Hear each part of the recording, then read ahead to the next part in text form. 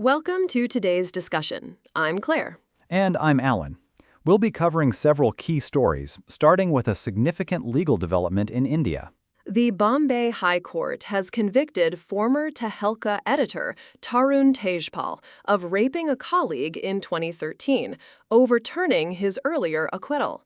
He has been sentenced to 10 years of rigorous imprisonment and fined Rs 10,021,000, which will be paid to the victim. That's a significant turn of events. What were the key factors that led to this conviction being upheld? The court found that the prosecution had presented sufficient evidence to prove Tejpal's guilt beyond reasonable doubt. The judgment highlighted the importance of considering the context and circumstances of the alleged crime. So the High Court essentially disagreed with the lower court's assessment of the evidence. Yes, that's correct. The High Court took a different view of the evidence presented during the trial, leading to the conviction. This case has been ongoing for over a decade.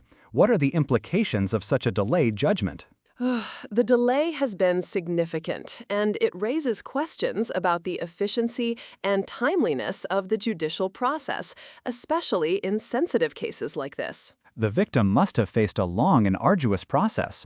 Have there been any reactions from Tejpal's camp? According to the reports, Tejpal plans to appeal the verdict in the Supreme Court. Moving on to a different story, a Senate committee has voted to hold Dr. Anthony Fauci in contempt of Congress over his refusal to answer questions related to COVID-19. That's right. The committee voted along party lines to refer Fauci to the Justice Department for potential prosecution. What were the specific questions that Fauci refused to answer?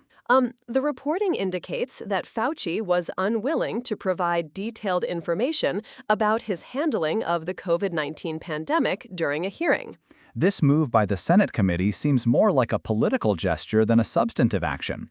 Do you think it will actually lead to prosecution? It's uncertain. While the contempt vote is a serious step, the decision to prosecute ultimately lies with the Justice Department. The Trump administration is planning to overhaul the Head Start program, a key early education initiative for disadvantaged children. Yes, the proposal aims to eliminate many federal regulations governing the program, allowing for more local decision-making. What are the potential implications of such a significant deregulation? Critics argue that reducing federal oversight could undermine the program's effectiveness and consistency across different regions. Head Start currently serves around 700,000 vulnerable children. How might these changes affect them? According to the reports, the changes could lead to variations in the quality of education and services provided to these children. President Trump has signed executive orders aimed at limiting birthright citizenship and banning birth tourism. The orders are part of Trump's efforts to restrict immigration, but immigration law experts have questioned their enforceability and potential legal challenges. Birthright citizenship is enshrined in the 14th Amendment. How does the administration plan to overcome the constitutional hurdles? The reporting suggests that the administration is trying to reinterpret the constitutional provisions related to birthright citizenship. There was a previous attempt by Trump to roll back birthright citizenship that was rejected by the Supreme Court. Do these new orders stand a better chance? It's unclear. The Supreme Court's previous ruling indicates significant constitutional barriers to such changes.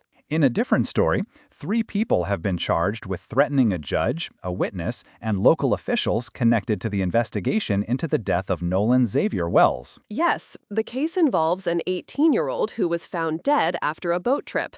The threats against those involved in the investigation are serious. What are the specifics of these threats? The reporting doesn't go into great detail, but it indicates that the threats were directed at key figures in the investigation.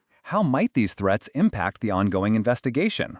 Such threats can create a chilling effect, potentially intimidating those involved in the investigation. It's a concerning development. We'll need to follow this story further to see how it unfolds. As we wrap up today's discussion, it's clear that these stories cover a wide range of significant issues, from legal judgments to policy changes and criminal investigations. Indeed, and each of these stories has the potential to have far-reaching impacts. Thank you for joining us. That's all for today. Goodbye.